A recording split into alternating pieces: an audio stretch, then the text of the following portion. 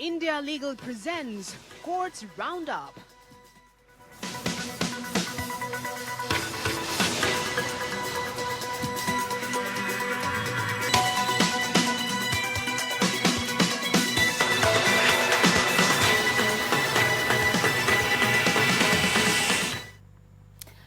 नमस्कार, मैं हूं आपके साथ नेहा दुबे। कोर्ट्स राउंडअप में आपका बहुत बहुत स्वागत है। इस बुलेटिन में अगले आधे घंटे हम आपको कोर्ट से जुड़ी तमाम छोटी बड़ी खबरों से करवाएंगे रूबरू। कोर्ट की कार्रवाई सुप्रीम कोर्ट से लेकर हाई कोर्ट और लो कोर्ट्स तक के फैसलों को रखेंगे आपके सामने।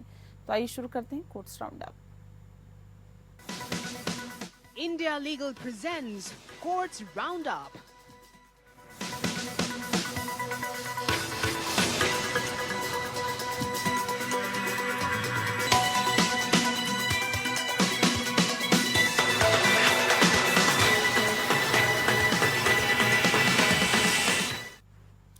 अलीगढ़ मुस्लिम यूनिवर्सिटी के अल्पसंख्यक दर्जे से संबंधित मामले में सुप्रीम कोर्ट की 7 जजों की बीच जो पीठ है उसने 4-3 से के बहुमत से एस अजीज बादशाह बनाम भारत संघ के मामले में 1967 के फैसले खारिज कर दिए हैं।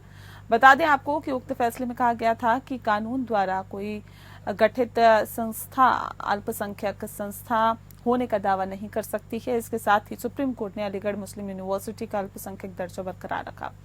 अब ये मुद्दा है कि एएमयू अल्पसंख्यक संस्था है या नहीं। बहुमत के इस दृष्टिकोण के आधार पर नियमित पीठ द्वारा तय किया जाना है कि 1981 में 2 जजों वाली बेंच ने मामले को 7 जजों वाली बेंच को भेज दिया था। इसके बाद ये मामला सामने आया। न्यायमूर्ति शर्मा ने कहा कि 2 न्यायाधीश मामले को सीधे 7 न्यायाधीशों के पास नहीं भेज सकते। योग्यता के आधार पर न्यायमूर्ति कांत ने कहा है कि कोई संस्था अल्पसंख्यक दर्जे का दावा तभी कर सकती है जब वह अल्पसंख्यक द्वारा स्थापित और प्रशासित हो।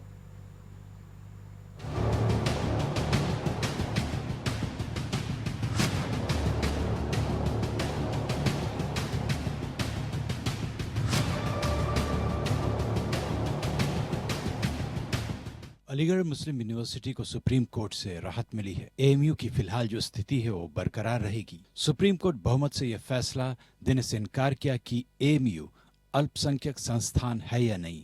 हालांकि कोर्ट ने अल्पसंख्यक दर्जा के लिए मानदंड तय किए। कोर्ट ने फिलहाल अल्पसंख्यक दर्जे के मामले को नियमित बेंच में भेजा है। हालांकि अदालत ने अजीज बादशाह मामले के फैसले को खारिज किया। फैसले में कहा गया था कि एएमयू अल्पसंख्यक संस्थान नहीं है क्योंकि इसकी स्थापना मुसलमानों ने नहीं की है। संविधान पीठ ने फैसले में कहा कि सिर्फ संस्थान की स्थापना ही नहीं बल्कि प्रशासन कौन कर रहा है अल्पसंख्यक दर्जा देने वक्त ये भी निर्णायक कारक है। यानी कानून और सरकारी विनियमन का अधिनियम, स्थापना की तिथि और गैर अल्पसंख्यक सदस्यों द्वारा प्रशासन, इन सब से किसी शैक्षणिक संस्थान की अल्पसंख्यक स्थिति प्रभावित नहीं होगी। यानी कानून और सरकारी विनियमन का अधिनियमन, स्थापना की तिथि और गैर अल्पसंख्यक सदस्यों द्वारा प्रशासन, इन सब से ही शैक्षणिक संस्थान की अल्पसंख्यक स्थिति तय होगी। आगे नियमित बेंच अल्पसंख्यक दर्जा देने जाने के मामले पर इसी आधार पर सुनवाई करेगी। अब अलीगढ़ मुस्लिम यूनिवर्सिटी का अल्पसंख्यक दर्जा बरकरार रहेगा या नहीं, इसका फैसला नियमित पीठ करेगी। दरअसल सुप्रीम कोर्ट की 7 जजों की संवैधानिक पीठ ने 4-3 के बहुमत से यह आदेश दिया। 2006 में इलाहाबाद हाई कोर्ट ने अपने फैसले में अलीगढ़ मुस्लिम यूनिवर्सिटी को अल्पसंख्यक संस्थान नहीं माना था। इलाहाबाद हाई कोर्ट के फैसले से यह निष्कर्ष निकाला गया कि अलीगढ़ मुस्लिम यूनिवर्सिटी गैर अल्पसंख्यक संस्थान होने के नाते मेडिकल पीजी कोर्स में मुस्लिम उम्मीदवारों के लिए 50% सीटें आरक्षित नहीं कर सकता। उच्च न्यायालय के फैसले के खिलाफ सुप्रीम कोर्ट में याचिका दायर की गई, जिस पर सुनवाई के दौरान साल 2019 में सुप्रीम कोर्ट की 3 जजों की पीठ ने मामले को 7 जजों की पीठ के पास भेज दिया।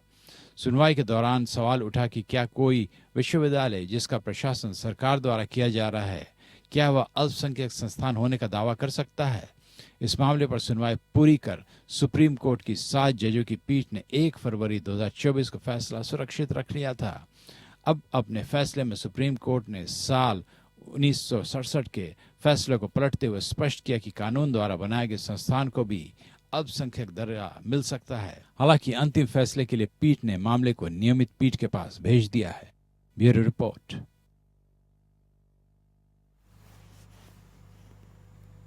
वहीं सुप्रीम कोर्ट ने कुकी संगठन द्वारा दायर याचिका पर सुनवाई की है, जिसमें मणिपुर के मुख्यमंत्री एन बीरेन सिंह पर राज्य में जातीय हिंसा भड़काने का आरोप लगाते हुए लीक हुए कुछ ऑडियो क्लिप की अदालत की निगरानी में जांच की मांग की है। Chief justice DY Chandrachud, justice JB Pardiwala और जस्टिस मनोज मिश्रा की पीठ ने याचिकाकर्ता से ऑडियो क्लिप की प्रामाणिकता दर्शाने वाली सामग्री पेश करने को कहा है।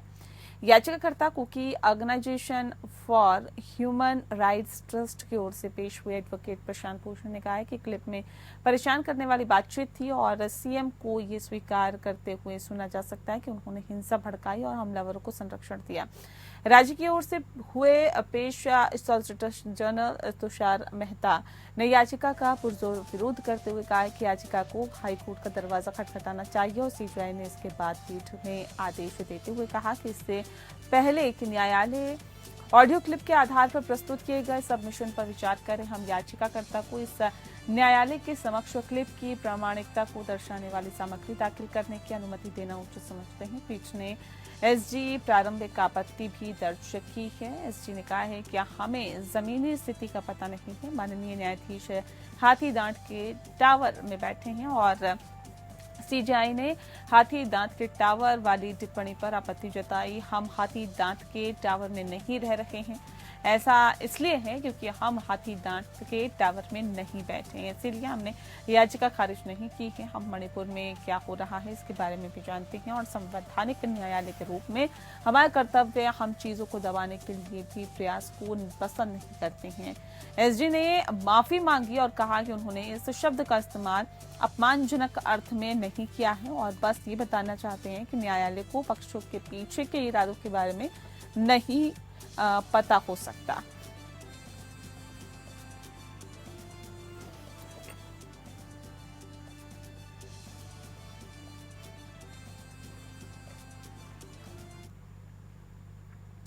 वहीं सुप्रीम कोर्ट ने सार्वजनिक क्षेत्र के उपक्रमों को निजी ठेकेदारों के साथ विवादों का फैसला करने के लिए एक तरफा मध्यस्थों की नियुक्ति करने की अनुमति देने के खंडों के खिलाफ फैसला सुना है। संवैधानिक पीठ ने कहा है कि पीएसयू संभावित मध्यस्थों का एक पैनल बनाए रख सकते हैं, लेकिन वे दूसरे पक्ष को पैनल से अपने मध्यस्थ का चयन करने के लिए बाध्य नहीं कर सकते हैं। Chief justice DY Chandrachud, justice Hrishikesh Roy, justice PS Narasimha, justice JB Pardiwala और जस्टिस मनोज मिश्रा की संवैधानिक पीठ मध्यस्थता खंड की वैधता पर विचार कर रही थी, जो निर्धारित करता है कि मध्यस्थ की नियुक्ति मध्यस्थों के एक पैनल से होगी जिसे किसी एक पक्ष द्वारा चुना जाएगा, जो कि अधिकांश मामलों में सार्वजनिक क्षेत्र का उपक्रम या पीएसयू होता है। सीजीआई डीवाई चंद्रचूड़ ने के बहुमत के फैसले के मुख्य निष्कर्ष हैं कि पक्षों के साथ समान व्यवहार का सिद्धांत मध्यस्थता कार्रवाई के सभी चरणों पर लागू होता है, जिसमें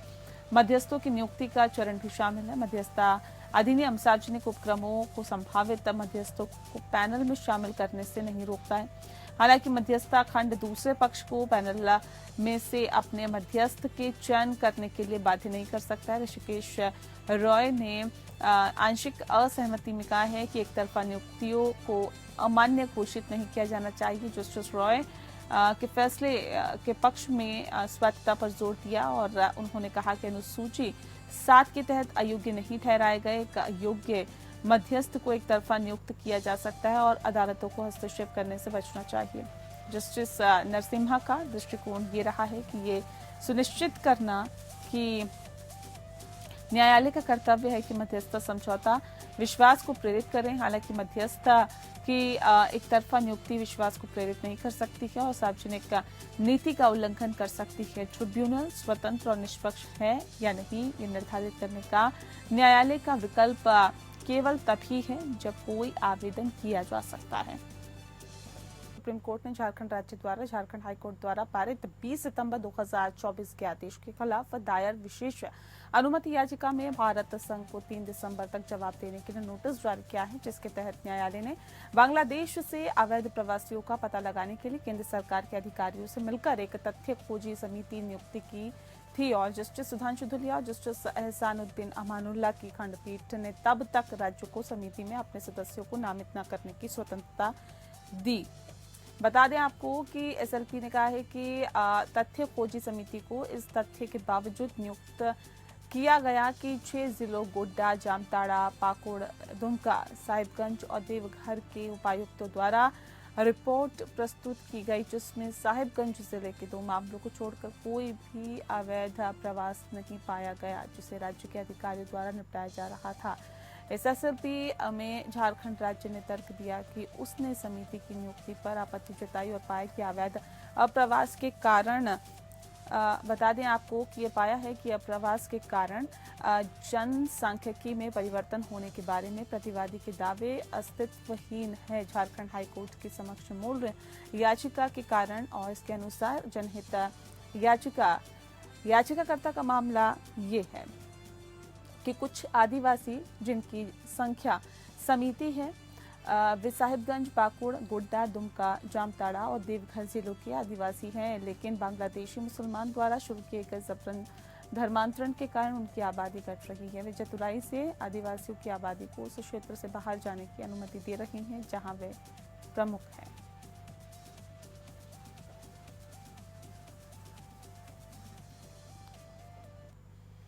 अगली खबर का रुख करते हैं। अरविंद केजरीवाल के मामले में इसी तरह की राहत देने के बाद सुप्रीम कोर्ट ने झारखंड विधानसभा चुनाव लड़ने के उद्देश्य से मनी लॉन्ड्रिंग मामले में आरोपी सुभाष प्रसाद यादव को अंतरिम जमानत दी।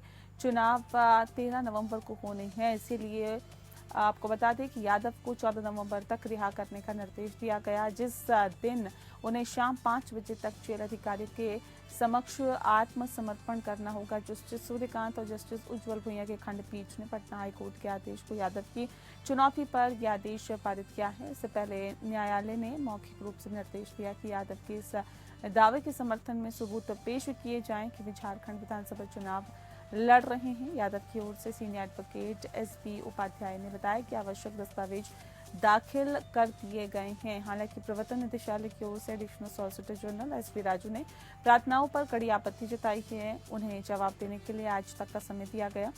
एएसजी ने तर्क दिया है कि यादव दमन के दोषी हैं। उन्होंने तर्क दिया है कि धारा 45 पीएमएलए अंतरिम जमानत देने पर प्रतिबंध लगाती है। चुनाव के लिए प्रचार करना वह पैमाना नहीं हो सकता है जिसके आधार पर अदालतें अंतिम जमानत देती है। एएसजी ने आगे आरोप लगाया कि यादव ने ईडी को पक्ष बनाए बिना नामांकन दाखिल करने की अनुमति प्राप्त की है। बाद में उक्त आदेश को वापस ले लिया गया और बेंच ने टिप्पणी की है कि रिटर्निंग ऑफिसर को यादव का नामांकन रद्द कर देना चाहिए, लेकिन अब स्थिति अलग है क्योंकि यादव को चुनाव लड़ने की अनुमति दी गई है। इसने स्वीकार किया है कि बाढ़ के दरवाजे यदि चुनावों के लिए जमानत दी जाती है के बारे में एएसजी की आशंका वैध हो सकती है। हालांकि यादव को अभी तक दोषी नहीं ठहराया गया है, उनके पक्ष में निर्दोष होने का अनुमान है। पीठ ने स्पष्ट किया है कि वर्तमान मामले में उसके आदेश को मिसाल नहीं माना जाएगा।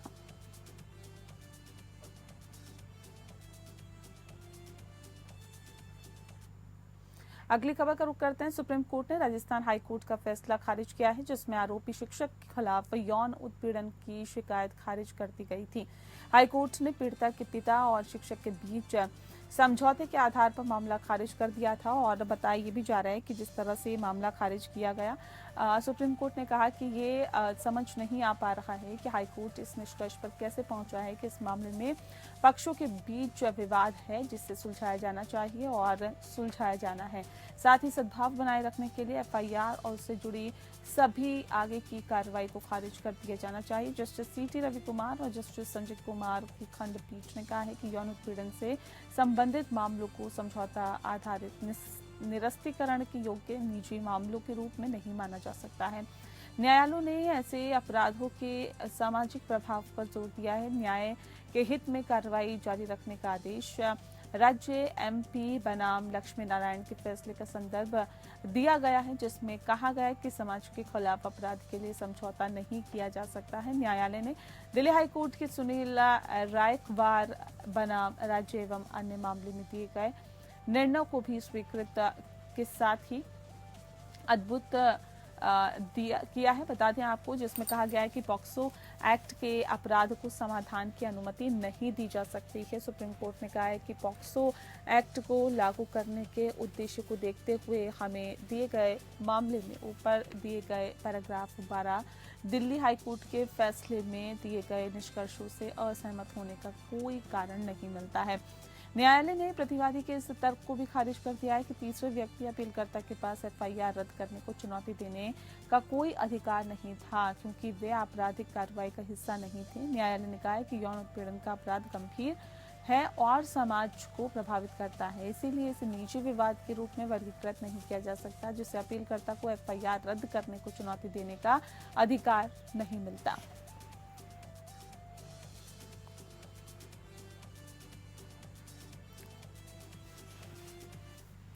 8 नवंबर 2024 को देश के चीफ जस्टिस डीवाई चंद्रचूड़ का काम पर आखिरी दिन था। इस अवसर पर उन्होंने अपना विदाई संदेश दिया। चीफ जस्टिस ने न्यायपालिका में अपने लंबे सफर के बारे में बताते हुए सभी से माफी मांगी। इस मौके पर अभिषेक मनु सिंघवी और कपिल सिब्बल समेत कई वकीलों ने ऑनलाइन स्ट्रीमिंग में सीजेआई को संबोधित किया और न्यायपालिका में उनके योगदान को याद किया। जस्टिस चंद्रचूड़ ने कोर्ट में अपने आखिरी भाषण में कहा कि अगर कभी किसी को ठेस पहुंचाई हो तो माफी मांगता हूं। जस्टिस चंद्रचूड़ ने आखिरी दिन कई वकीलों ने भी उनके साथ कुछ हल्के फुल्के जो पल है वो बिताए हैं। चीफ जस्टिस डीवाई चंद्रचूड़ ने कहा कि मेरे जाने के बाद इस न्यायालय में कोई अंतर नहीं आने वाला है, क्योंकि न्यायमूर्ति संजीव खन्ना जैसा स्थिर और गरिमामय व्यक्ति इस न्यायालय का कार्यभार संभालेगा।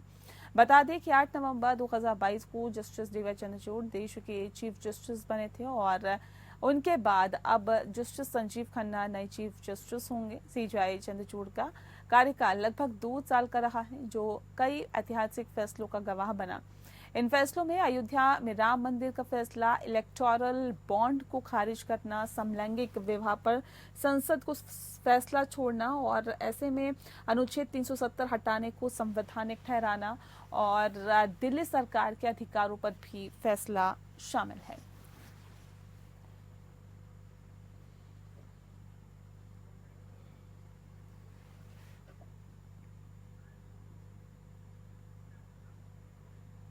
आरती ड्रग्स लिमिटेड के मामले में मुंबई के आईटीएटी में सुनवाई हुई। इस केस में अपीलकर्ता द्वारा MEIS प्रमाण पत्र या भारत से व्यापारिक निर्यात योजना प्रमाण पत्र के तहत लाभ का दावा किया गया था। ये योजना ढांचागत अक्षमताओं को दूर करने के लिए, निर्यातकों को पुरस्कार प्रदान करने के लिए डिजाइन के लिए है और बता दें कि ये उन निर्यात प्रोत्साहनों में से एक है जो सरकार वस्तुओं और सेवाओं का निर्यात करने वालों को प्रदान करती है। सवाल ये था कि क्या आईटी अधिनियम की धारा 80 HHC के स्पष्टीकरण के तहत व्यवसाय के मुनाफे की गणना में MEIS की बिक्री को बाहर रखा जाना चाहिए।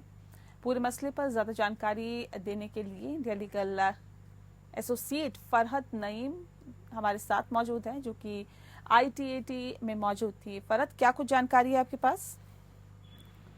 जी, तो आरती ड्रग लिमिटेड ये बेसिकली MEIS जो कि एक एक्सपोर्ट इंसेंटिव सर्टिफिकेट है, इसके अंदर अपने बेनिफिट्स क्लेम कर रही थी। तो MEIS ये एक तरीके का एक्सपोर्ट इंसेंटिव है और ये एक लौता एक्सपोर्ट इंसेंटिव नहीं है। एक्सपोर्ट इंसेंटिव यानी कि जब कोई एक्सपोर्टर इंडिया से कहीं बाहर अपना सामान बेच रहा है तो गवर्नमेंट एक्सपोर्ट को प्रमोट करने के लिए जो सारे इंसेंटिव यानी जो सारे बेनिफिट्स प्रोवाइड करती है उन्हीं को एक्सपोर्ट इंसेंटिव कहते हैं। ऐसे ही कई सारे दूसरे इंसेंटिव भी हैं और ये सारी की सारी चेन की तरह एक दूसरे से जुड़े हुए हैं। अगर सबसे पहले हम लोग समझें तो एक होता है एग्जिम स्क्रिप्ट, जिसे हम लोग एग्जिम स्क्रिप्ट कहते हैं, जो कि होता है एक्सपोर्ट इंटाइटलमेंट लाइसेंस। इसमें क्या होता है कि अगर कोई एक्सपोर्टर है, वो मान ले वो 1 लाख का सामान एक्सपोर्ट कर रहा है, तो गवर्नमेंट उसको ये परमिशन दे देती है, अब जो भी नंबर हो गवर्नमेंट जितना भी अलाउ करे अपने रूल्स अकॉर्डिंग, उसे 20% या 30%, उससे मतलब जितना वो एक्सपोर्ट कर रहा है उससे कम उससे इम्पोर्ट करने का वो उसे उसकी वो परमिशन दे देता है। जैसे कि आपने कोई सामान बेचा है, अब आपको उसका इम्पोर्ट भी करना है। अब कई बार ऐसा होता है कि गवर्नमेंट इम्पोर्ट पर बैन लगा देती है। जी जी जी जी सुन पा रहे हैं, आपको बताइए। ऐसा कई बार होता है कि जो गवर्नमेंट होती है वो इंपोर्ट पर बैन लगा देती है। अब कई जो दूसरे एक्सपोर्टर होंगे वो आपको वो रिसीव नहीं कर पाएंगे, वो सामान ही नहीं ला पाएंगे, पर आप जाकर वो सामान खरीद सकते हैं क्योंकि गवर्नमेंट ने आपको ये एक्सक्लूसिव परमिशन दे रखी है। पर अब ये एग्जिम स्क्रिप्ट का ये सर्टिफिकेट होता है, क्या ये बेचा भी जा सकता है? जाहिर बात है ये गवर्नमेंट ने अलाउ किया हुआ है कि आप इसे बेच भी सकते हैं। पर जो इसकी वैल्यू होती है, अब किसी को अगर जरूरत होगी तो वो जो इसकी एक्चुअल वैल्यू होगा उससे ज्यादा ही पे करेगा, और इसकी जो सेल होगी वो पीजीबीपी की इनकम में आता है। इनकम के जैसे 5 हेड होते हैं इनकम टैक्स के अंदर, तो ये पीजीबीपी इनकम के अंदर आता है। ऐसे ही एक दूसरा तरीका है जिसमें कि कैश असिस्टेंस रिसीव कर लिया जाता है। एज एन गवर्नमेंट आपको कैश आपके बदले में दे देगी अगर आप इस तरीके से एक्सपोर्ट कर रहे हैं, तो कैश आपको मिल जाएगा बेसिकली अगर आप एक्सपोर्ट कर रहे हैं। एक और दूसरा तरीका है जिसे हम लोग कहते हैं ड्यूटी ड्रॉबैक। ड्यूटी ड्रॉबैक यानी मान लीजिए आपने कोई सामान खरीदा है, आप सेलर हैं, आप सामान बेच रहे हैं और आप एक सप्लायर से सामान खरीद रहे हैं और आप एक कंज्यूमर को बेच रहे हैं। हम लोग सिर्फ और सिर्फ टैक्स की बात करते हैं, पूरे प्राइस की बात नहीं करेंगे। आप जो सेलर होते थे, आपने कंज्यूमर को बेची कोई चीज, तो आपने 6 रुपए आपने कंज्यूमर से इकट्ठा किए टैक्स पे। अब आपने जब सामान आप सप्लायर से ले रहे थे तो आपने उसे 4 रुपए आप ऑलरेडी उसे दे चुके थे, तो आप सप्लायर को 4 रुपए टैक्स ऑलरेडी दे चुके हो और यहाँ से 2 रुपए और एक्स्ट्रा आए हैं, आपने टोटल 6 रुपए इकट्ठा किए। तो 2 रुपए आप गवर्नमेंट को डायरेक्ट देते हैं और 4 रुपए आप ऑलरेडी यहाँ पर जो सप्लायर था आप उसे दे चुके हैं। ये हुआ तब जब आप इंडिया के अंदर ही अंदर एक्सपोर्ट कर रहे हैं, इंडिया के अंदर ही अंदर आप सेल कर रहे हैं। व्हाट इफ अगर आप एक्सपोर्ट कर रहे हो वही सामान, जब आप एक्सपोर्ट कर रहे होते हो तो जाहिर बात है गवर्नमेंट एक्सपोर्ट को बढ़ावा देने के लिए उन्होंने आपको छूट दी और बोलते हैं कि हम अगर आप एक्सपोर्ट कर रहे हैं तो हम आपसे टैक्स नहीं लेंगे। तो ये जो 6 रुपए हुए, 6 रुपए का सामान अभी भी बिकता है, हम लोग एज्यूम करें, hypothetically we are just talking, हम लोग एज्यूम कर रहे हैं, तो 6 रुपए आपने 2 रुपए तो अभी गवर्नमेंट को दिएगी, पर जो 4 रुपए आप ऑलरेडी सप्लायर को दे चुके हैं उसका क्या, वो कहाँ जाएगा, वो आपको कौन वापस करेगा? तो वो गवर्नमेंट आपको वापस करती है, क्योंकि अल्टीमेटली आपने जो सप्लायर को दिया वो भी तो गवर्नमेंट के पास ही जाएगा ना। और जब आप गवर्नमेंट से वो चीज वापस लेते हैं उसे कहते हैं ड्यूटी ड्रॉबैक। तो जो गवर्नमेंट ने आपको सप्लायर को दिया हुआ पैसा वापस किया वो होता है ड्यूटी ड्रॉबैक। ड्यूटी ड्रॉबैक भी आप 2 तरीके से ले सकते हैं, पहला कैश के थ्रू और दूसरा वो आपका एक अकाउंट खोल देते हैं जिसे वो कहते हैं। चलिए फरहत, बहुत शुक्रिया आपका, आपने बहुत ही विस्तार से जानकारी दी इस पूरे मसले पर, आपका बहुत बहुत शुक्रिया। इसी के साथ कोर्ट्स राउंड अप में फिलहाल के लिए इतना ही। नमस्कार। India Legal presents Courts Roundup.